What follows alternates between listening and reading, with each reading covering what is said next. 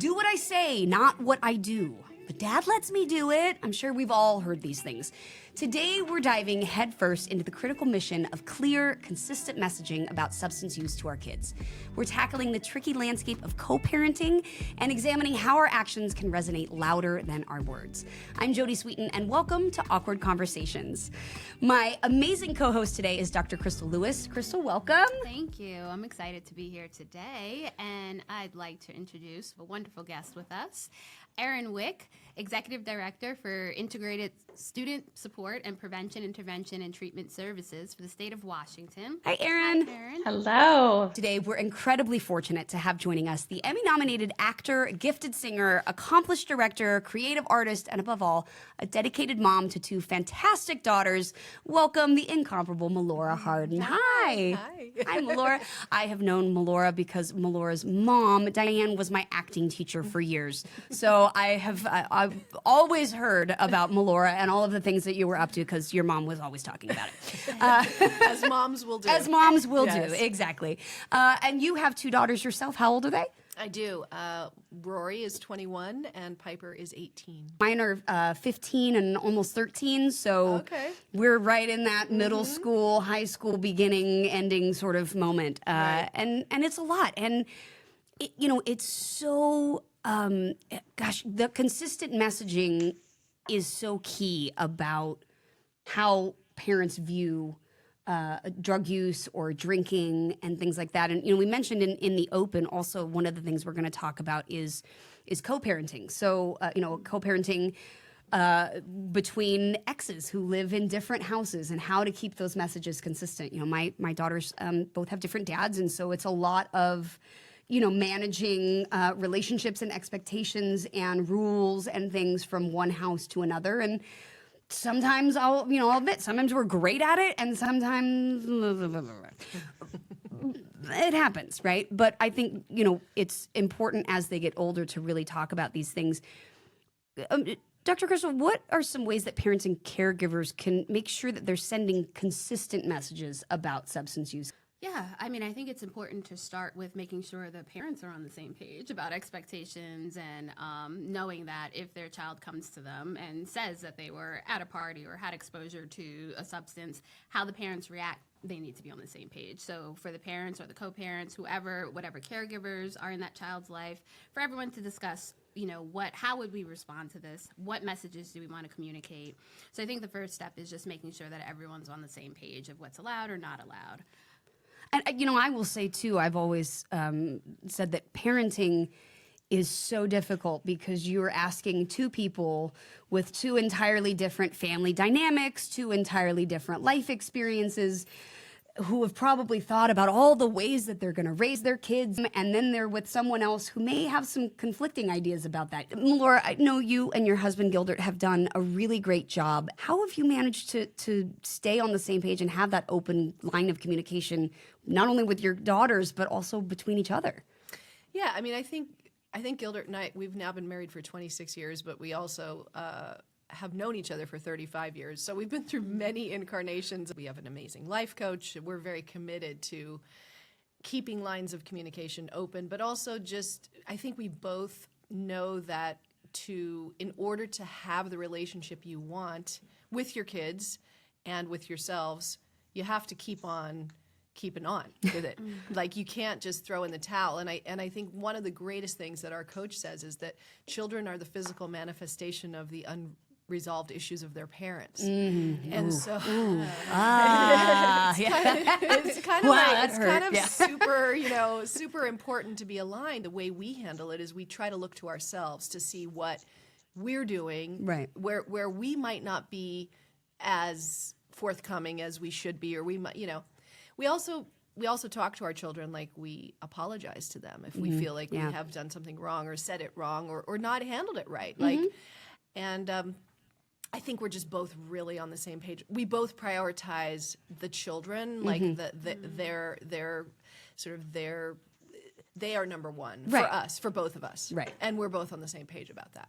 That's Great. one of the biggest things, I think, that keeps us aligned. Absolutely. Erin, I'd love to hear your thoughts on this. Yeah, I mean, I think everything that's been said is fantastic. And, I mean, it really is about creating a common understanding for our family units, right? And letting our kids know what those expectations are going to be. And I really like the fact that, apologizing, like was just mentioned, and letting our kids know we're not always going to get it right. There's times where we're going to be like, that didn't work, and we're going to come back together as your parents and decide what we really think and what the expectation is going to be for that.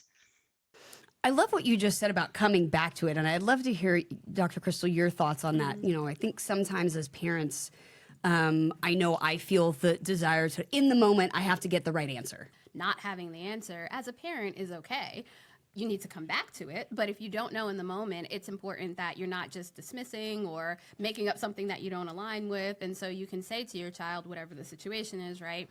Well, I'm not really sure on this right now, right? Let's have this conversation a little bit later. And then you can go and talk about this with your partner or figure out, okay, how do we want to approach this, right? A lot of times in the moment, parents feel like they have to have the right, I have to say the right thing, or this is going to change the whole trajectory of my child's life, right? Which adds a lot of pressure. And so I think most importantly is, as parents, you want to be authentic. You want to show up and say, I can make a mistake. I cannot know something. And that encourages your child to come to you with mistakes or to come to you for advice, knowing that, okay, I don't have the perfect parent, but I have, like you said earlier, a present parent. Now, talking about keeping lines of communication open, when you are having discussions about substance use, whether it's suspicions that your kids are using, or whether you found something in their room, what are some of the ways that you can get across the clear messaging? I think you definitely want to start with just having the conversation and not pointing fingers or being punitive or saying, this is what I found, and you're not supposed to be doing this. Hey, I'm concerned about X, Y, and Z. Let's have this conversation. Immediately, if you approach it from a place of anger, frustration, or even fear, your child's going to close up. And so it's really important to figure out, okay, how do I just set the groundwork so that we can have a calm conversation about this issue and move forward? And a lot of times as parents, if you find something, doesn't necessarily mean that they're consistently using. And so before you jump into, okay, we need to remediate, we need to figure out what's happening, just having a conversation is the first step.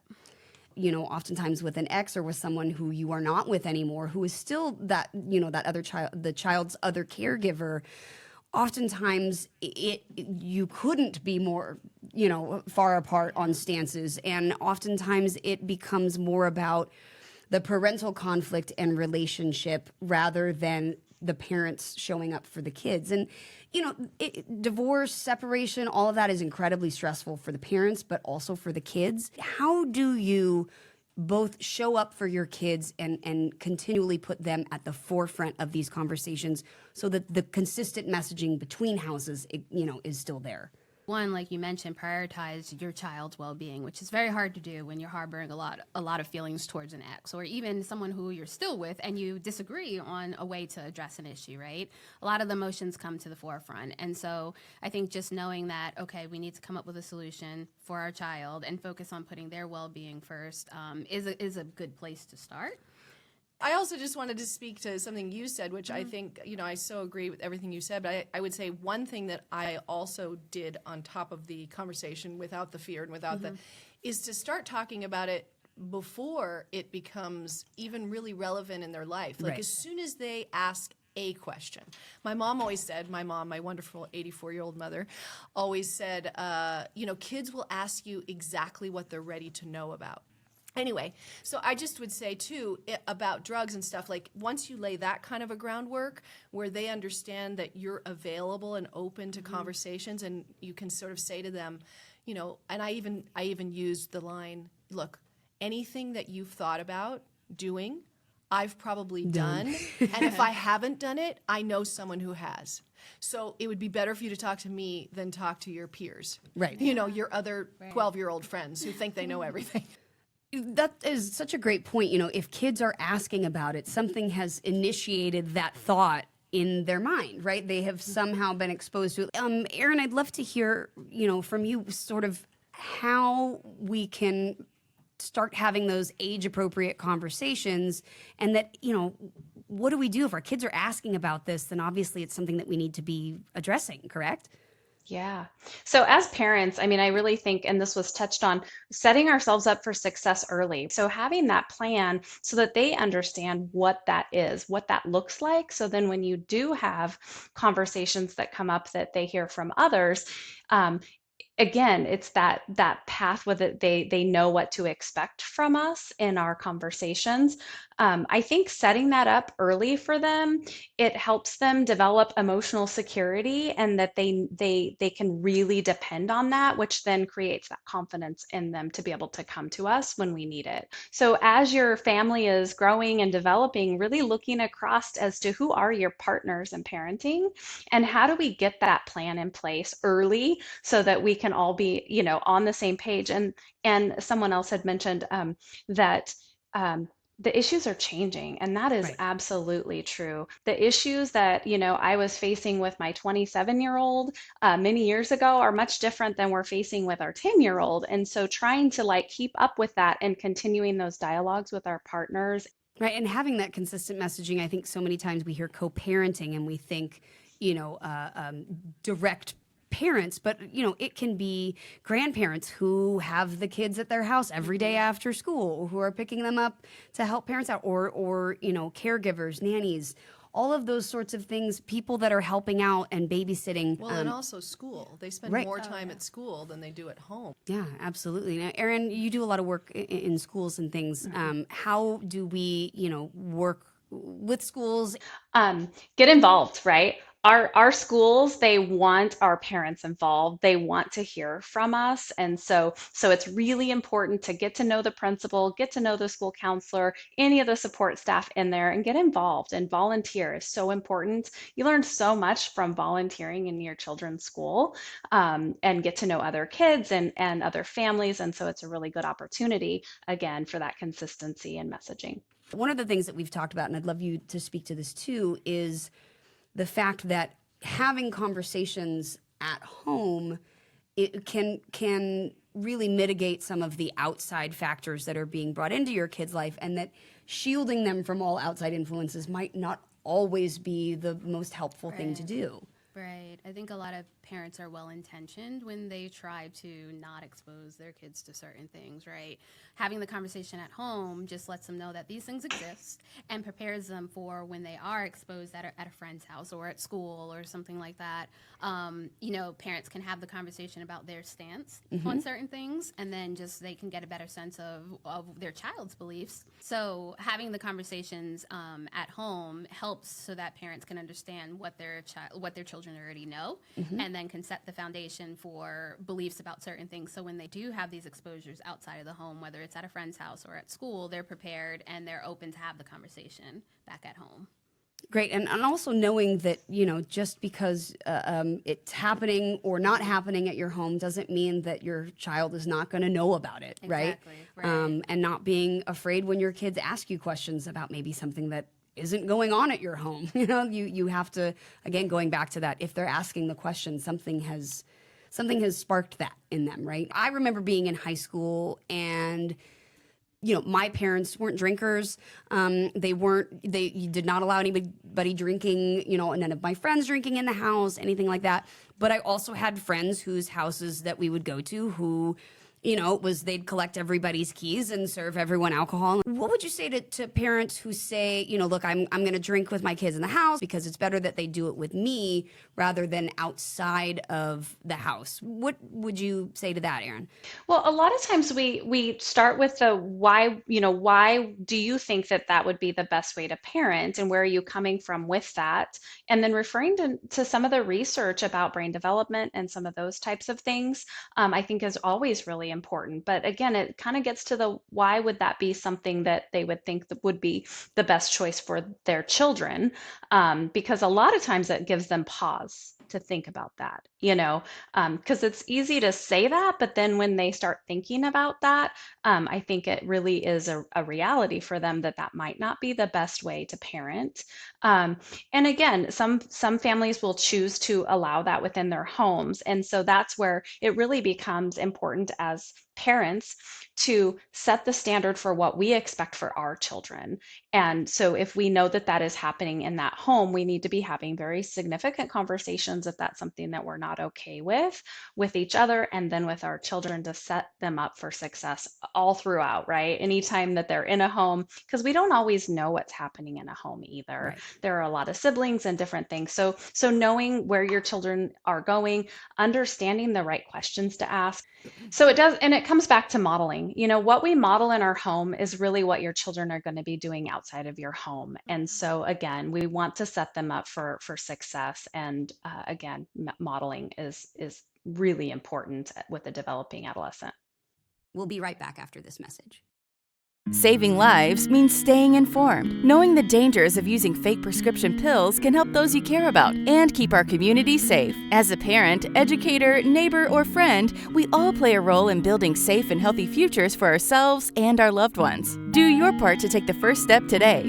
Visit GetSmartAboutDrugs.com to access education, prevention, and treatment resources. Fake prescription pills laced with fentanyl are deadly. Be their protector. Be informed. Visit GetSmartAboutDrugs.com. And modeling that behavior, I think it is difficult for parents, because there are parents who, do drink occasionally, or who, that is, or cannabis is something that is in their home or that they use.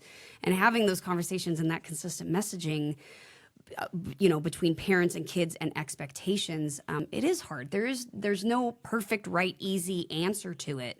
But, chances are, if you are telling your kids like, oh, here, like, well, we can drink together, often they're going to go, well, if I can do it with you, then I can do it without you too. And I'm going to go do it more so when you're not around. Yeah, and I think to go back to Erin's point of educating parents, looking at the research or the literature, we know that exposing kids to alcohol, so parents who provide their kids with alcohol, those kids are 3 times more likely to end up being heavy drinkers later on. And so you are modeling, or you're kind of giving permission to this behavior when you're doing it with them. Yeah, and I know that, we're all trying to do the best that we can. And so, and I also know it's culturally different. I know, depending on where you go in the world, people are served alcohol at different ages. The idea of alcohol at a Shabbat dinner is different. And we're definitely not trying to shame any parents out there if this is how you are approaching it. We just want you to be as informed as possible and to have these conversations. And also, I know that 20-something years ago, I don't think that there were as many laws about serving underage people, and the danger that you can also get into as far as being held liable for some of the behavior that comes if you have served people underage alcohol at your home. Right. Now, a big discussion in our country obviously is, what's appropriate for schools to be teaching kids, but what about other parents? We so often let our kids go into other parents' homes, and sometimes we aren't always aware of what's going on in those other homes. How do we best mitigate, sending our kids into environments where maybe there are some dangerous things going on, or someone is engaging in substance use that maybe we don't know about? I like to ask a lot of questions. I like to get to know the families of the friends that my children are hanging out with. And again, I think that sets a standard. That I'm gonna ask these questions. Your dad is gonna ask these questions. It's really important to just get to know the people that your children are hanging out with again. And if you are concerned about it, that's a perfect time to have a conversation with your child.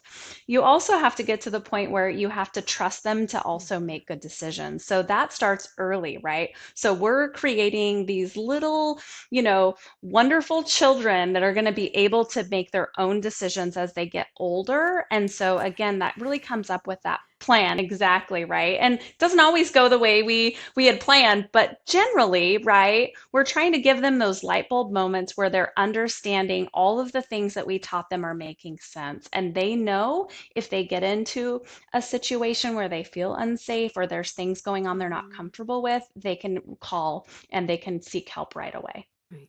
How have you and Gilbert handled that with your daughters as far as, when they're at other people's homes or they, I know as my daughter's getting older, she's like, Mom, you can't walk me up to the door of every house and, introduce yourself to the, it's so lame. We're in 10th grade.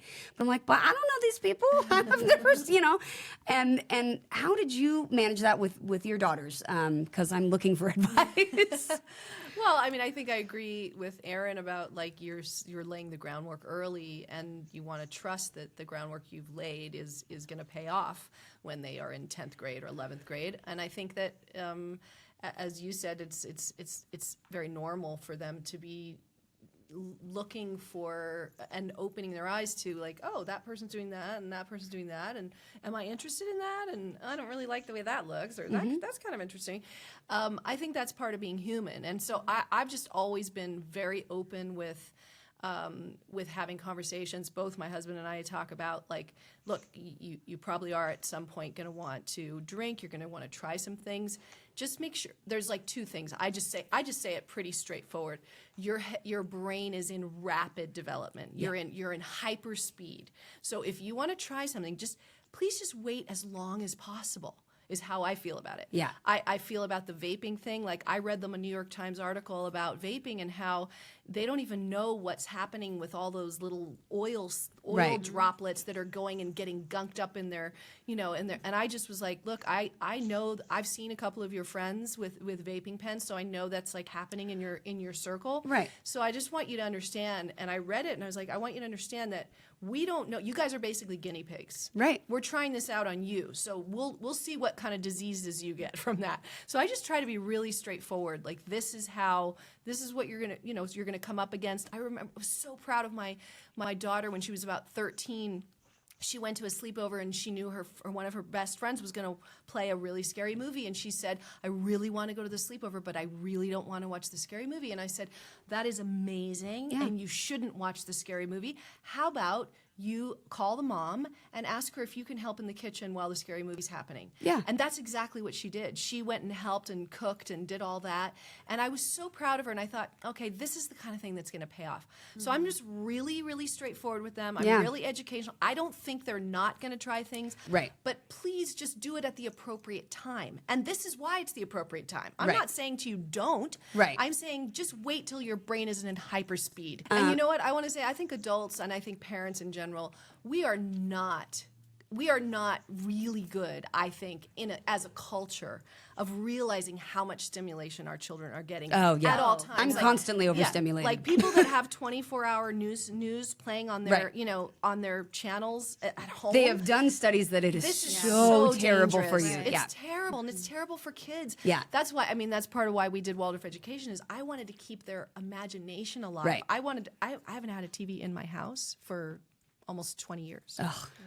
I have don't it in watch our a lot gue- of I have TV, it in so our guest house, I'm not a huge TV person. I read a lot of books. I also read a lot of news, but I read a lot of historical news and weird random stuff. Yeah. And it's, that stuff But is reading key. is better. Reading is a whole different thing. It's so much better. And explain maybe to people who don't understand what Waldorf education is, just a very short synopsis of the basic principles. Yeah. Ultimately, to me, it's helping to keep the child young. Right. It's valuing that we have this beautiful imagination, and it's a developmental education. Yeah. It's people think it's progressive. It's not progressive. No. It's purely developmental. It's meeting the child where they are, and it's very low to no media, and that's a commitment by all the families at different levels that they can deal with. Right. But I find I find that you raise very connected children. You don't necessarily raise worldly children until they get get into high school, Right. which to me is the appropriate time to become worldly.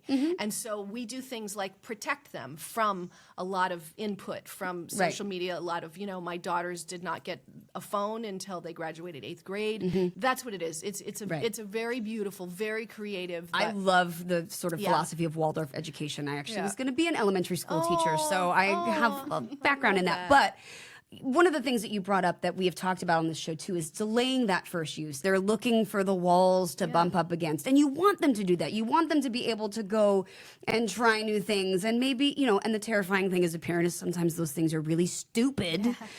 But as it's much important, as right? it's important, and as much as you don't want to shame the parents, you don't want to shame your kids. No, around that, no. right? Because that's like normal stuff. Right. Instead, you want to say like, yeah, I get that. Right. And of course that's interesting, and you saw your friend doing it, and Right.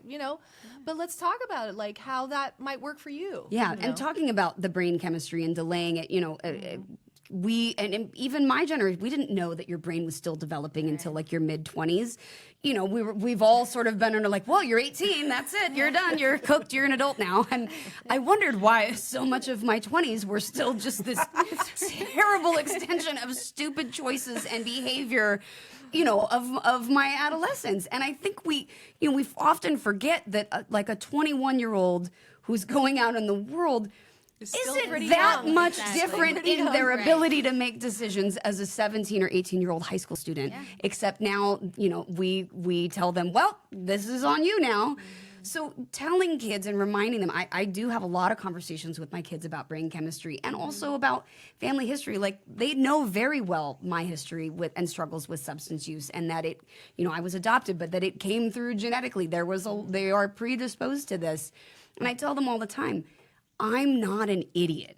I mean, I was an idiot, but I'm not dumb. I know that you're gonna have life experiences. But here's what I need you to know. Your brain isn't cooked yet. So the way that I think about things is so different from the way that you think about things. And I have to remind myself of that when I go, why would you do that? There's no frontal lobe. There's no sense of consequence. There's no sense of direct, if I do this, then this is what happens. Right. And it's sometimes hard to relate to that because once you've gotten through that, you forget that you have no sense of forethought and of actions and consequences. But talking to them about delaying that, I know you're gonna probably do some things, but please, please, please just know your brain is cooking, and you have all of these things that you want to do and that you're good at, and if you start using now or you start experimenting now, you don't know where that might take you, and especially there's a history of substance abuse talking about and saying, look, it's a crapshoot where you may have that switch that flips, and now you have a substance use issue, or it is going to become that, and there's no way to know.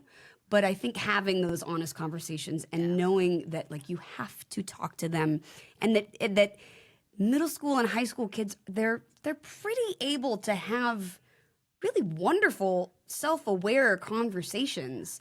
Even kids. I mean, Yeah. you can reason with very, very young children, in a really incredible way. I see people often on the playground and they're like jerking their kid off the swing. And I'm like, if you just give them an opportunity to transition, Right. If you just say like, that we're going to do 5 more swings, Right. now it's 4 more swings, and now it's 3 more swings, 2 more swings, last one, And we're done. and Right. we go, Right. and then we stick to that, and then Right. that's what you're laying, that groundwork that Erin was talking about. You're laying that groundwork, right, for their teenage and their young teenage years. Then, right in that moment. Yeah, Right. and I think unfortunately parents will parent either the way they were parented, right? Right. Or just they don't know. And so this is why these conversations are so important to say, oh, okay, how do we have these open conversations, Right. right? And I was just going to say, this is a show for parents, right? Mm-hmm. And like you're sitting there saying to your kids all the work that you've done to be able to get to where you are. And I think that's the biggest thing, right? Is Yeah. that parents are even watching this show to try to get some information is already a big step in how they're going to do better as being a parent. And one of the other things I just want to say is, I think in general for this whole conversation, is parents can't be scared of their kids. Yeah. You can't be scared of what you're going to say to them or Right. how you're going to make them uncomfortable. It's like you want to just say, hey, we need to have this chat. I want to sit down and you know what? We're going to actually set aside, if we're not going to do it now, we're going to do it later, even if it's clunky. Right. Yeah. And that's the thing is clunky, at least you're having it. And we talk about this on the show all the time. There's no wrong conversation other than the one that you're not having. Right. Clunky is fine. Awkward is fine. 61-minute conversations is fine. Just start having it. Right. Start opening up those lines of communication. And as long as there's love, right? Always, love as the basis. Yes, right? Always come from love. Always come from curiosity. And realize that your kids are having a human experience. And man is being a human messy sometimes. And we're all just doing our best. But I want to thank our wonderful guest today, Erin Wick. Thank you so much for joining us. And I would just say, breathe, take time to breathe when you're parenting, right? And trust yourself as a parent, because I think a lot of times that internal voice, am I doing this right? And we know what to do right. Exactly. And sometimes we don't. We can go back and do it again. Great. Thank you. Melora, thank you so much for being here today. It was so wonderful to see you. Where can people find you? Thanks for having me. Well, they can always check in with me on Instagram at Melora Hardin and on Twitter at Melora Hardin. But Instagram's better as far as just what I'm more active in. Also, my website, melora.com. Is interesting because I've just launched a line of wallpaper based on my fine art collages, which I'm planning on doing a fine art show in a gallery in by the way. Montreal. I was looking at them. I was like, I'm buying wallpaper now. Yeah. Thank you. So it's that's exciting. I have right now a movie streaming on Hulu called Clock, which is a kind of scary movie, and a movie coming out to NBC Peacock called Monk, the movie. Oh, great. Based on a character I played in the show. Monk. We're all revisiting, rebooting, redoing our characters again. So that's super fun. Congratulations. Yeah. Very, very wonderful. And all of those resources and links and things that we've talked about are going to be in the show notes for this. There's so much great stuff out there. Just keep educating yourself and having those conversations, awkward or not. So thank you so much for joining us today. I really appreciate it. And thank you for joining us for another episode of Awkward Conversations. We are out of time, everyone, but please join us next week for another Awkward Conversation. How much influence does pop culture really have on our children? Today, we're looking at the effects of media and pop culture, particularly the glamorization of drug culture. Right. I'm never going to hide anything from her. She's going to see the truth. And I am one of those parents that believe if I'm going to role model for you and tell you not to do this, you will not see me doing the opposite. Right. It's rare when you see the real world consequences of some of these substance uses on a show or a movie. And certainly not in commercials. Make sure to check out GetSmartAboutDrugs.com. Parents, caregivers, you can find so many resources of great information there about how to talk to your kids and make these conversations a little less awkward. A huge thank you to the Elks DAP, which is the largest all-volunteer nationwide drug awareness program, and also a huge thanks to the DEA for their outreach program and for making this possible. The views, information, or opinions expressed during the Awkward Conversation series are solely those of the individuals, speakers, commentators, experts, and/or hosts involved, and do not necessarily reflect nor represent those of the production, associates, or broadcaster, or any of its employees. Production is not responsible and does not verify for accuracy any of the information contained in the series available for viewing. The primary purpose of this series is to educate and inform. This series does not constitute medical or other professional advice or services. This series is available for private, non-commercial use only. The production, broadcaster, or its channel cannot be held accountable for all or any views expressed during this program.